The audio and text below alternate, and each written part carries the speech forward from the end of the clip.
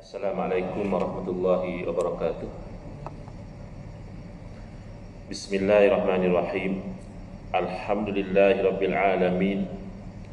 Wa afdalus salati wa atamut taslimi ala sayyidina Muhammadin wa ala alihi wa sahbihi ajma'in. Rabbi shrah li sadri wa yassir li amri wahlul 'uqdatam min lisani yafqahu qawli. Subhanaka la ilma lana illa ma 'allamtana innaka antal alimul hakim. Allahumma akhrijna min zulumatil wahmi wa akrimna binuril fahmi waftah alaina bima'rifatil ilmi wa sahhil akhlaqana bil hilm waj'alna mimman yastami'una al-qawla fayattabi'una ahsana. Allahumma ati nufusana taqwaha wa zakkiha anta khairu man zakkaha anta waliyuha wa maulaha. Allahumma arinal haqqa haqqan warzuqna ittiba'ah wa arinal batila batilan warzuqna ijtinabah. Allahumma anfa'na bima 'allamtana wa 'allimna ma yanfa'una wa zidna ilman wa huda. Amma ba'd. Alhamdulillah, muslimin muslimat, hadirin hadirat yang saya hormati, InsyaAllah malam ini kita menyambung pengajian kuliah maghrib bulanan hari Sabtu yang keempat, anjuran Masjid Al-Mukhlisin Alam Damai, menggunakan kitab Masailut Tauhid, masalah-masalah, isu-isu, persoalan-persoalan yang berkaitan tentang ilmu tauhid, yang mana kita telah sampai ke muka surat 13. Kita berhenti pada 28 Mei yang lalu. Bulan Jun saya terpaksa skip kerana hadir dialog di Perlis. Maka kita sambung hari ini di muka surat 13, masih lagi mabadi,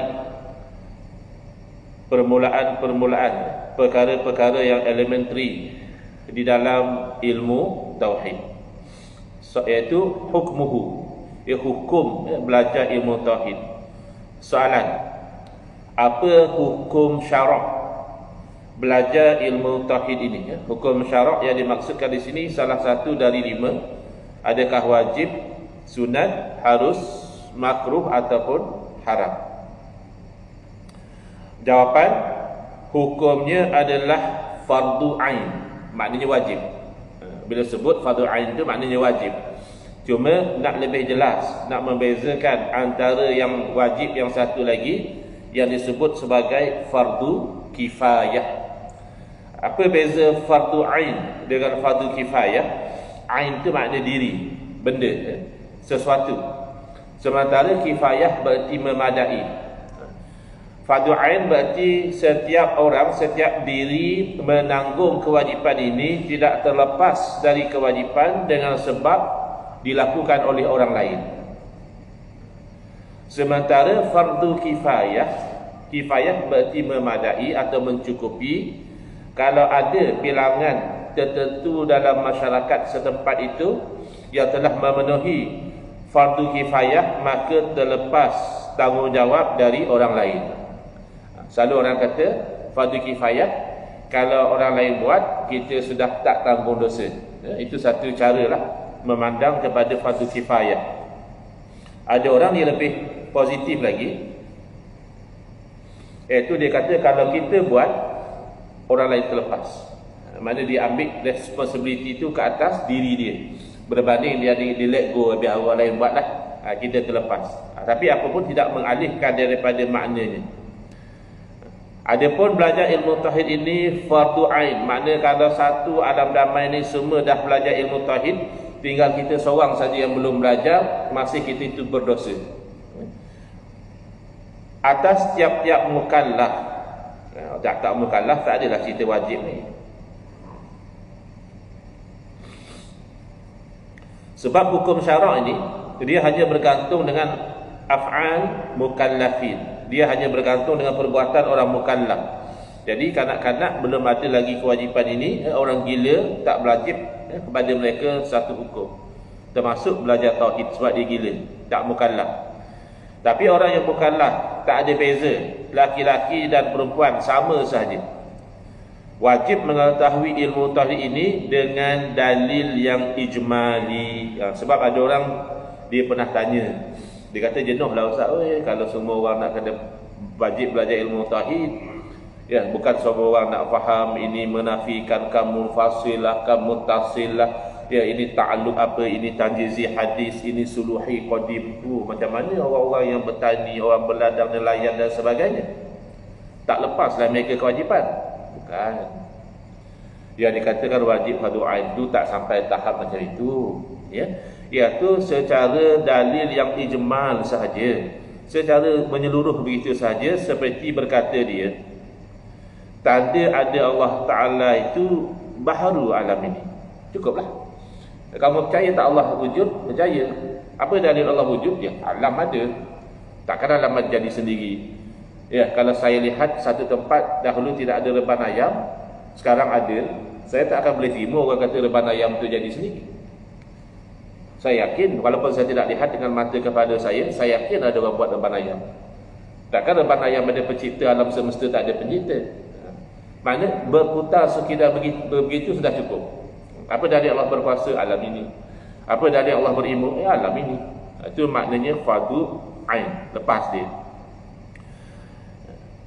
Dan fardu kifayah mengetahui akan dia dalil tafsili secara terperinci, secara detail, itu ada dalam kampung, dalam negeri, ya, satu dua orang yang mahir, dah lepaslah tanggungjawab orang lain. Kenapa jadi fardu kifayah? Kenapa tak sunat? Kerana menjaga akidah wajib. Kalau tidak tahu dalil tafsili, kalau ada orang bawa syubhat, tak ada orang boleh jawab. Kita ambil contoh mudah saja. Orang mungkin nak meragu-ragukan kita tentang keimanan kita, lalu dia bertanya benda-benda yang asalnya nampak mudah. Dia kata, kamu orang Islam, kamu kata Tuhan kamu berkuasa. Kita mesti jawab ya. Tentulah Tuhan berkuasa, takkan Tuhan lemah pula. Jadi Tuhan kamu berkuasa ni berkuasa semua benda kan? Kita jawab tentulah. Lain kalau kita makhluk. Makhluk ada benda kita mampu buat, banyak benda kita tak mampu. Takkan Tuhan macam itu. Tuhan mestilah dia berkuasa atas segala sesuatu. Jadi saya nak tanya kamu, oleh kerana Tuhan kamu tu maha berkuasa, maha berkehendak, kalau Tuhan kamu berkehendak, adakah Tuhan kamu berkuasa melahirkan anak? Kan kalau tak ada orang yang mahir dengan ilmu tauhid secara terperinci, kat situ dia terperangkap. Kalau dia kata tak berkuasa, macam menafikan apa yang dijawab tadi. Dia kata maha berkuasa. Kalau dia kata berkuasa melahirkan anak, itu kan jelas bercanggah dengan akidah kita. Tuhan mustahil melahirkan anak. Lam yalid wa lam yulad. Bahkan jadi kufur orang itu kalau dia kata Tuhan berkuasa melahirkan anak. Macam mana dia nak hurai itu? Dalam masa yang sama dia kata Tuhan maha berkuasa, dalam masa yang sama dia mengatakan tak ada cerita Tuhan berkuasa melahirkan anak. Macam mana nak hurai? Maka perlulah kepada orang yang mahir secara terperinci, dia akan terangkan bahawa kudrah iradah Allah ini hanya skop dia yang mungkin. Ta'alluq dia panggil dalam bahasa ta'alluq, pergantungan kudrah ni dengan apa? Dengan yang mungkin. Yang mungkin maknanya boleh wujud, boleh tidak wujud. Yang itu ada pergantungan kudrah Allah di situ. Seumpama dia mencipta makhluk, mencipta manusia, mencipta binatang, mencipta langit, mencipta bumi, ya, mencipta syurga, neraka, arasy. Maka ta'alluq kudrah Allah di situ. Adakah anak Allah tu termasuk perkara yang mungkin? Ya, tidak. Kerana anak Tuhan berarti Tuhan. Tuhan lebih pada satu, mustahil. Maka perkara yang mustahil tidak ta'alluq dengannya kudrah Allah. Ini siapa boleh terang macam ni? Melainkan orang yang mahir secara terperinci dalam ilmu tauhid. Untuk orang awam, memadailah macam kita ni, kita tahu Allah maha berkuasa, kita tahu Allah tidak melahirkan anak, kita tahu tidak ada Tuhan selain daripada Allah. Tapi nak suruh kita berhujah macam tu, kita tak mahir lah. Tak apa, janji dalam negeri jangan sampai tak ada. Kok nanti ada pula orang jawab, kalau Allah mahu, ya Allah boleh melahirkan anak, tinggal lagi Allah tak mahu. Oh, tak betul. Macam ada sehari dua ni, dia mendakwa Allah boleh berlaku zalim. Tinggal Allah memilih untuk tidak berlaku zalim. Itu sama macam kata Allah boleh melahirkan anak, cuma Allah memilih untuk tidak melahirkan anak. Tak betul. Memilih itu iradah. Berkuasa itu kudrah. Kedua-duanya, kudrah dan iradah, hanya ta'alluq dengan yang mungkin, yakni yang jaizul wujud, yang boleh wujud, boleh tak wujud. Itu ta'alluq dia. Beza kalau ilmu Allah ta'alluq semua. Allah tahu yang mesti ada, yang mustahil ada, yang mungkin ada, semua itu dalam ilmu Allah berlaku. Tapi kudrah dan iradah hanya bergantung dengan yang mungkin al-wujud. Boleh wujud, boleh tak wujud, ya situ ada cerita kudrah iradah. Tapi kalau yang wajibul wujud dan yang mustahilul wujud, itu tidak ada cerita kudrah iradah.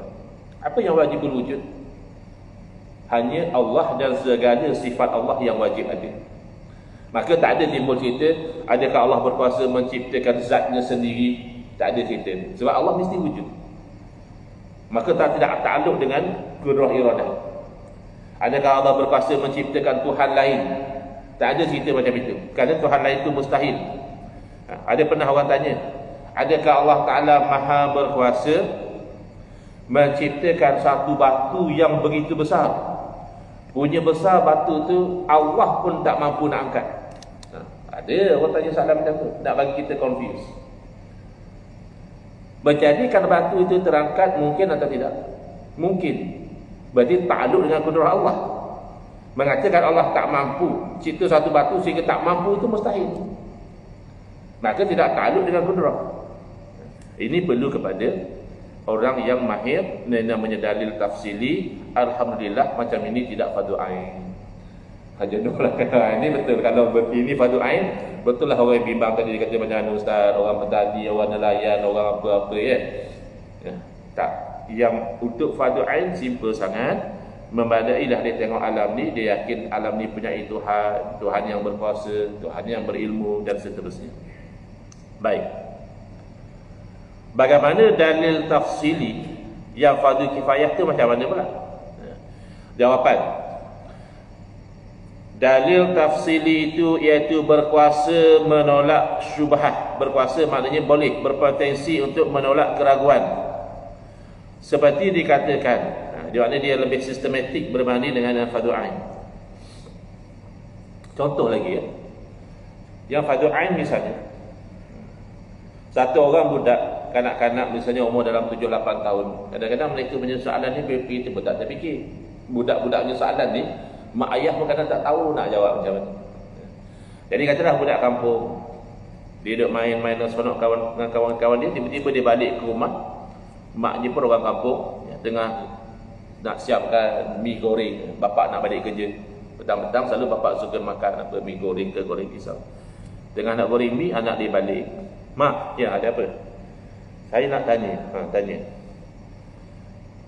Yang saya lihat tadi, selesai saya main, saya nampak ada tupai, saya nampak ada monyet, saya nampak ada pokok macam-macam. Siapa yang cipta semua ni? Dia budak-budak, dia curious nak tahu siapa yang cipta ni. Kalau rumah dia nampak tukang buat. Kalau kereta dia tahu ada kilang yang manufacture. Tapi pokok binatang semua ni siapa yang cipta? Mak dia jawab, ya Allah lah cipta, Tuhan lah cipta. Oh, dia pun happy, balik sambung main. Tak lama balik semula. Mak nak tanya lagi, ada apa kamu ni? Mak nak goreng mi untuk bapak kamu ni, balik tak siap lagi. Tak nak tanya satu je lagi. Okey. Jadi mak kata monyet, tupai, pokok Allah yang cipta. Betul lah. Habis siapa yang cipta? Allah lah. Mak je aku tak siap digoreng aku ni. Jadi mak dia jawab simple je. Dia kata kamu ni, Allah tu kan Tuhan. Tuhan mana pula kena cipta? Dah bagaimana dia kacau mak nak goreng mi ni. Walaupun jawapan dia simple, cara kampung, betul lah tu. Kalau Tuhan kena cipta, maknanya makhluk. Tapi itu fardu ain. Semua orang seorangnya boleh tahu jawab bahawa tak mungkinlah Tuhan itu makhluk. Tapi kalau secara terperinci, secara fardu kifayah, dia lebih sistematik.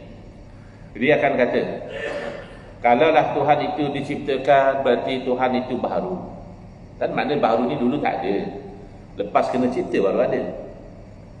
Maka kalau Tuhan itu diciptakan baharu, akan menyebabkan berlaku salah satu daripada dua yang mustahil. Yang mustahil patutnya tak berlaku. Tapi oleh kerana kamu mengatakan Tuhan diciptakan, maknanya kamu seolah-olah boleh terima benda yang mustahil. Apa yang mustahil? Pertama namanya daun, berpusing-pusing. Sebab kamu tanya siapa cipta Tuhan, dan kamu kata Tuhan diciptakan, katakan oleh Tuhan lain, maka akan timbul persoalan, Tuhan lain itu siapa yang ciptakan? Dia tak nak habis kat situ je. Kamu kata Allah diciptakan oleh Tuhan A, katakan, akan timbul soalan, Tuhan A itu siapa ciptakan? Ya Tuhan B. Habis Tuhan B siapa yang ciptakan? Oh, tengok jam, nak masuk kerja tadi. Allah lah ciptakan, pusing gitu. Tuhan A diciptakan oleh Tuhan B, Tuhan B diciptakan oleh Tuhan C, Tuhan C diciptakan oleh Tuhan A. Ini kan mustahil. Itu namanya daun, berpusing. Atau melazimkan satu lagi yang mustahil, namanya tasalsul, bersambung-sambung tak putus-putus. Yang tadi yang daun tu dia masih bekerja lagi, tak ada masa nak fikir panjang-panjang, nak masuk kerja pula. Jadi dia close case macam tu je, pusing, mustahil. Yang ini mungkin orang pencen, tak ada kerja, melamun ya. Santai, duit pun dah banyak, siapa yang ciptakan Tuhan? Dan Tuhan B. Siapa yang ciptakan Tuhan B? Tuhan C. Siapa yang ciptakan Tuhan C? Tuhan D. Bersambung tak putus-putus, itu kan mustahil. Ya. Akhirnya masuk hospital, tanya, Hajah, kenapa Haji masuk hospital tak seminggu tak makan nasi? Kenapa? Fikir siapa cipta Tuhan? Jadi oleh kerana mengatakan Tuhan itu diciptakan, melazimkan salah satu daripada dua mustahil, pastilah Tuhan itu tidak diciptakan, berarti Allah itu bersifat qadim, tidak ada permulaan. Oh tu panjang cerita, itulah namanya fardu kifayah. Sebab ada orang yang dia tak akan puas hati dengan jawapan simpel macam orang kampung jawab tadi. Padahal jawapan kampung tu dah betul. Yang mak jawab pada anak tu dah tepat dah. Dia kata takkanlah Tuhan kena cipta pula kamu ni. Kalau kena cipta bukan Tuhan lah. Itu dah betul dah. Tapi memadai untuk fardu ain. Baik. Contoh lagi yang sistematik yang kita kata fardu kifayah itu, misalnya dikatakan alam ini baharu. Apa dalil baharu? Ialah dulu kan lain, sekarang lain. Dulu kan tak ada anak, baru ada anak. Dulu kan tak ada cucu, baru ada cucu. Kan? Dulu kan tak ada kedut kat muka ni. Cekang elok kulit lah, dah berkedut. Jadi semua baru. Tadi kan siang, baru malam. Besok pagi, baru siang balik. Jadi setiap yang berubah-ubah itu baharu. Maka tiap-tiap yang baharu itu tentu ada yang membaharukan dia. Kita ambil contoh yang mudah ya. Kalau kita sebelum datang ke masjid tadi, kita letak barang-barang kita, buku-buku kita atas meja. Kemudian dengar kuliah, semai isyak, balik ke rumah, tengok buku ada atas lantai. Berubah atau tak berubah? Berubah, baru berubah. Tadi ada atas meja, sekarang ada atas lantai. Automatik akal yang sihat mengatakan pasti ada yang mengubah, yang membaharukan posisi kitab yang ada atas meja, menjadikan dia berada atas lantai. Itu maksudnya setiap yang berubah-ubah itu baharu, dan setiap yang baharu itu pasti ada yang membaharukan dia, iaitu alam ini Allahu subhanahu wa ta'ala. Baik.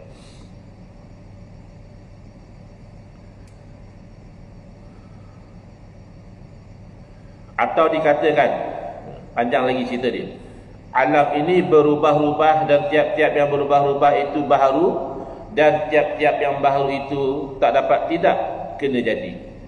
Benda kalau baharu maknanya kena jadi. Maka tentulah alam ini kena jadi. Maka yang menjadikan adalah Allah. Mengetahui Allah menjadikan itu wahyu. Meyakini ada yang menciptakan itu dengan akal pun boleh dapat. Tapi siapa yang menciptakan? Ya Allah. Itu dengan jalan wahyu, melalui diutuskan pada Rasul. Tapi ada benda yang dengan akal kita tak dapat. Macam meyakini Allah wujud, Allah maha sempurna, Allah maha berkuasa, Allah maha berilmu dan sebagainya, itu dengan akal kita boleh dapat.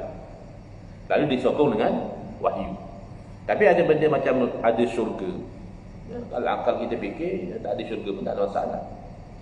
Ada neraka, ada mizan, ada sirat, ada malaikat. Ini nanti kita akan bincang dalam bab sam'iyat, perkara yang kita imani semata-mata kerana didengari perkhabaran daripada Rasulullah sallallahu alaihi wasallam. Itu memadai dengan dalil naqli, atau dipanggil sam'i, benda yang didengar oleh sahabat daripada Nabi sallallahu alaihi wasallam. Tapi kalau ilahiyat, ketuhanan, kedua-duanya dengan dalil akli juga boleh faham ketuhanan, dengan dalil nakli juga membetulkan, mengemaskan dan menerangkan kefahaman tentang ketuhanan. Baik.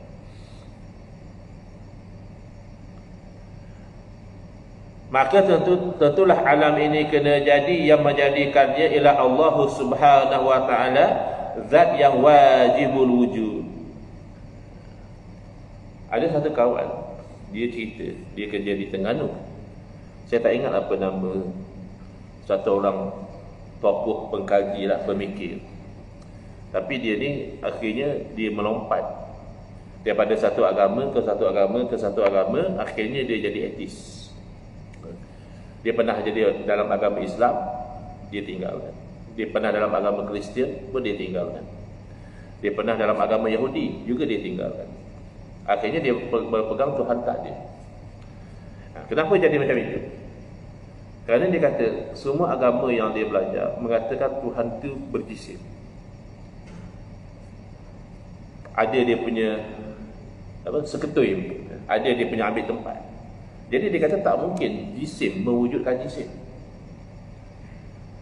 Kan tak ada, kita tak pernah mewujudkan sebenarnya. Kan manusia innovate macam-macam Ustaz. Dia reka ni, reka itu. Yalah, kita katalah ini ciptaan siapa, ini ciptaan siapa, ya. Kereta siapa yang ciptakan, telefon siapa yang ciptakan. Itu hanya kita kata. Technically, yang kita katakan menciptakan, they never create something out of nothing. Dia cuma ambil benda yang dah Allah ciptakan, dia proses, dia leburkan, dia bekukan, dia potong, dia bentuk, dia skru, dia ikat. Akhirnya ada yang kata, ni kereta. Tapi creating something out of nothing tak pernah boleh. Maka dia kata tak mungkin lah kalau Tuhan itu jisim, lalu dia menciptakan jisim, jisim tak mampu menciptakan jisim. Kenapa? Kerana mungkin dia ini ketika dia berada dalam agama Islam, dia itu tidak berada di atas kefahaman ahli sunnah wal jamaah. Kalau kefahaman ahli sunnah wal jamaah, Allah bukan jisim. Jisim itu sifat makhluk. Barangkali kalau dia berada dalam pegangan ahli sunnah wal jamaah, dia boleh istiqamah. Tapi nasib dia lah. Jadi lompat-lompat akhirnya jadi etis. Etis lagi tak logik. Sebenarnya etis lagi tidak logik. Tapi hidayah begitu, tak dapat setakat ni.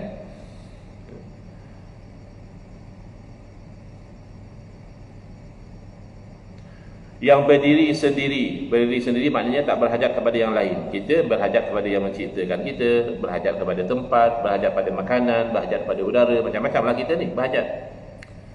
Bila kita Allah berdiri yang sendiri, maksudnya tidak berhajat kepada yang lain. Berkuasa pada menentukan tiap-tiap suatu. Maha suci dia daripada kekurangan. Ini umumnya. Bersifat dia dengan kamalat yang tiada terhingga. Apa maksud kamalat? Daripada perkataan bahasa Arab, kamal iaitu kesempurnaan. Bila tambah alif ta nak menunjukkan banyak. Kan ada orang komplain, macam-macam orang nak komplain ni. Kadang-kadang dia kata banyak sangat. Apa ke Ustaz belajar sifat 20 banyak sangat? Belajar tauhid 3 kan senang 3 je. Bukan masalah tu. Bukan masalah tauhid 3 tu hanya 3. Dalam tauhid 3 tu ada kefahaman yang menyeleweng, itu je. Bukan masalah 3 tu. Dan 20 pun tak banyak mana. Benda yang ada kaitan dengan logik je. Orang tanya Tuhan tu wujud ke tidak? Dia wujud. Wujud semenjak bila? Ya qadim. Wujud sampai bila? Ya baqa. Macam mana rupanya? Mukhalafatu ta'ala lil hawadis. Mana tempatnya? Qiyamuhu ta'ala bi nafsi. Itu hanya the logical flow saja. Ada pula dia komplain, dia kata sikit sangat. 20 juga sifat Allah Ta'ala. Ya, maka kita katakan tak.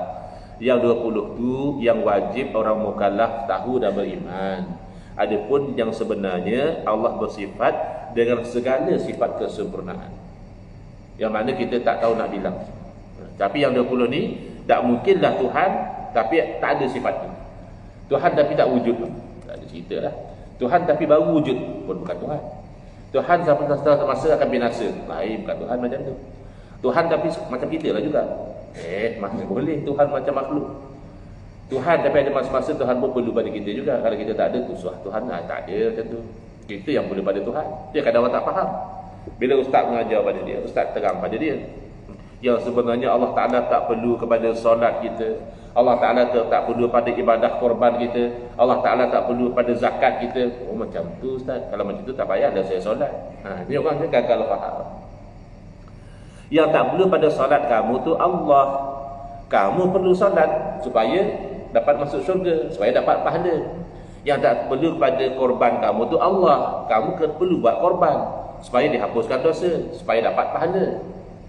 Allah tak perlu pada makanan, tapi kamu yang perlu. Kan orang tak faham. Bila orang kata Allah tak perlu pada solat, dia tak mahu solat. Allah yang tak perlu pada solat kamu. Allah tetap Allah. Tak ada orang solat pun Allah Allah juga. Bukan oleh kerana tak ada orang solat maka Allah tak jadi Allah, tidak. Lain kalau manusia. Manusia kalau tak ada orang undi kan tak ada ahli parlimen. Kena ada orang undi. Manusia susah. Baik. Soalan, apakah tujuan yang besar sekali? Maksud ilmu ni apa? Sebelum ni kita dah sebut ghayatuhu. Ghayatuhu tu tujuan juga. Tapi tujuan secara umum, secara makro, nak beza antara akidah yang sah dan akidah yang batil.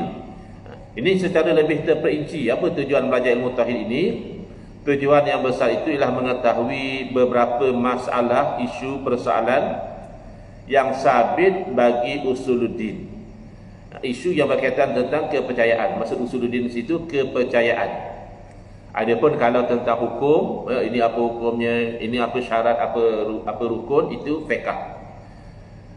Adapun tauhid, tujuannya nak tahu tentang perkara asas agama, iaitu keyakinan. Tahu dengan dalil dan burhan. Ini kena jelas. Bab akidah, benda-benda basic akidah tak boleh taklid. Kadang-kadang ada orang dia anti taklid tapi dia tak jelaskan taklidnya macam mana. Kita tak boleh bertaklid. Kita kena tengok dalil. Betul. Tapi yang mana tu?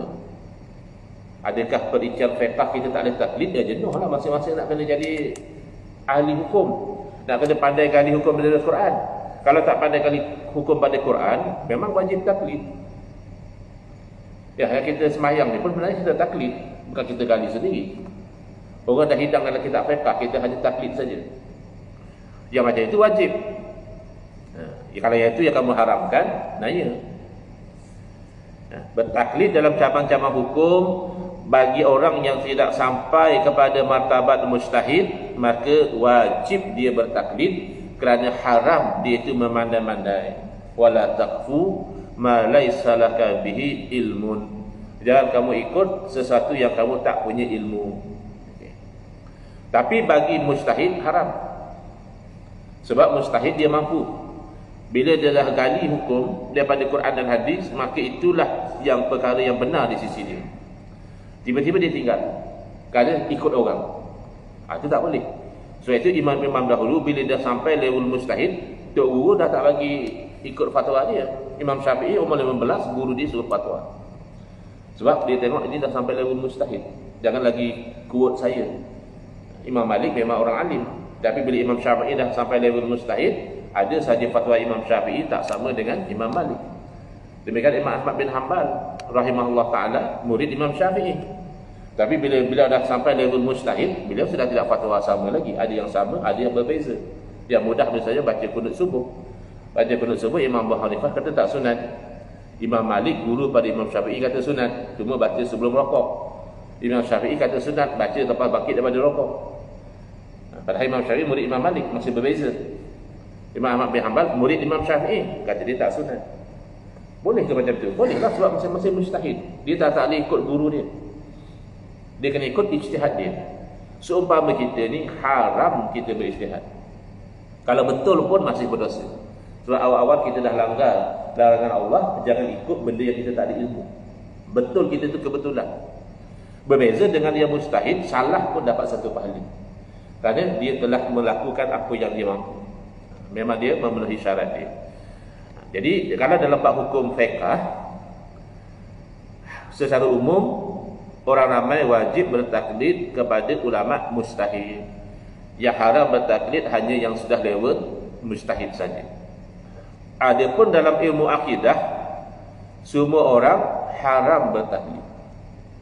Maknanya apa? Dia kena tahu. Kamu percaya Allah wujud, percaya. Kenapa kamu percaya Allah wujud? Entahlah, orang suruh percaya saya pun. Ya, percaya jugalah. Itu tak boleh.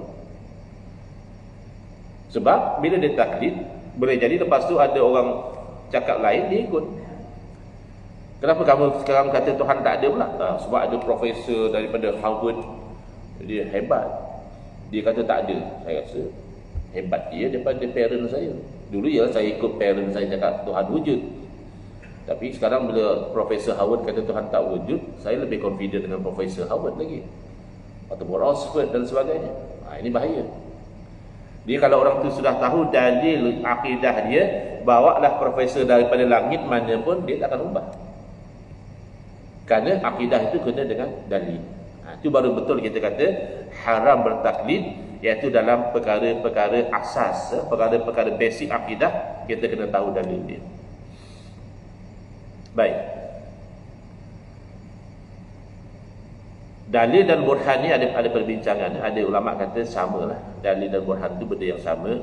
Ada yang kata berbeza. Dalil lain sikit level dia, burhan lain. Tapi secara umum ni adalah proof and evidence. Proof and evidence, kenapa kita percaya apa yang kita percaya.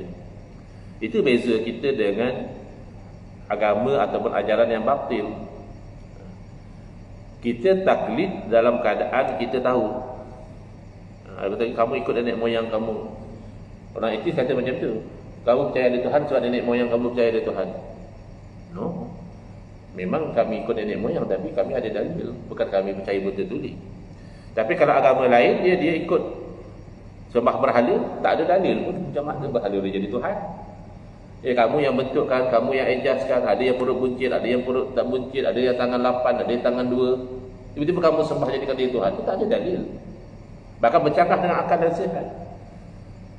Sebab itu guru saya Al-Fadhil Syekh Nuruddin Al-Bani Al-Makki Hafizahullah, beliau just untuk mind opening. Kalau memang seorang tu layak menyembah sesuatu yang dia buat dengan tangan dia sendiri, apa nak sembah patung? Sembah ekor kan bagus, bagi kita selesa sejuk. Sembah kapal terbang boleh bawa kita ke sana kemari, kalau memang boleh kita menyembah sesuatu yang kita bentuk dengan tangan kita sendiri. Tapi akal yang sihat tak akan terima. Kenapa saya nak sembah benda itu saya yang bentukkan? Saya nak menyembah benda yang membentuk saya, yang menjadikan rupa paras saya, yang memberi nyawa kepada saya, yang memberi rezeki kepada saya. Yang itu yang saya nak sembah. Maka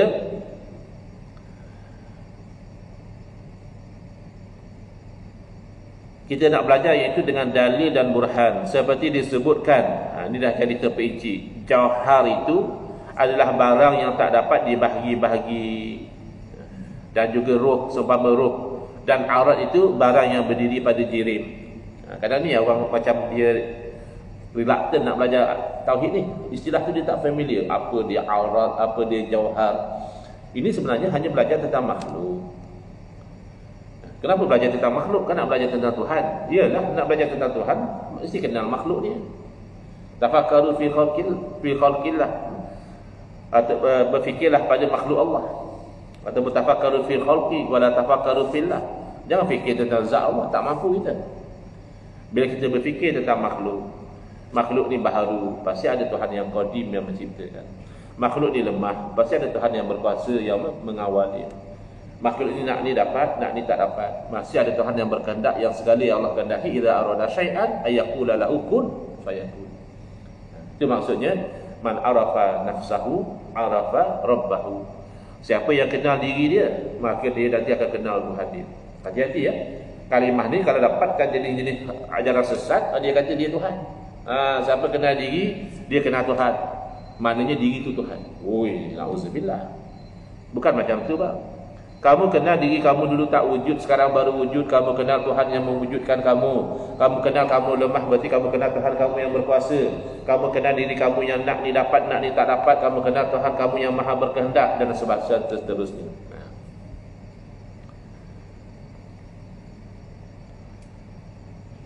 dan menyatakan Tuhan yang menjadikan alam ini beberapa dalil yang sam'iyat, maka dengan itu dapat dikenal akan Allah Ta'ala itu dengan sebenar-benar pengenalan. Itu tujuan belajar tauhid, nak kenal Allah.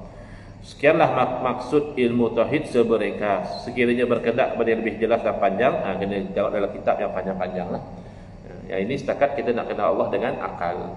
Nak kenal Allah dengan hati, itu bidang tasawuf, itu bidang tarikat. Dia ada level-level dia. Tapi dengan akal, insya-Allah dengan ilmu tauhid sudah memadai. Wallahu a'lam. Bismillahirrahmanirrahim. Alhamdulillahirabbil alamin, wassalatu wassalamu ala asyrafil anbiya'i wal mursalin wa ala alihi wa sahbihi ajma'in. Allahumma shrah sudurana wa ahsin akhlaqana wa azim ujurana wa nawwir qulubana bi nuri hidayatika kama natarada bi nuri syamsika abadan abada bi rahmatika ya arhamar rahimin. Walhamdulillahirabbil alamin. Amin ya rabbal alamin. Wal afu minkum.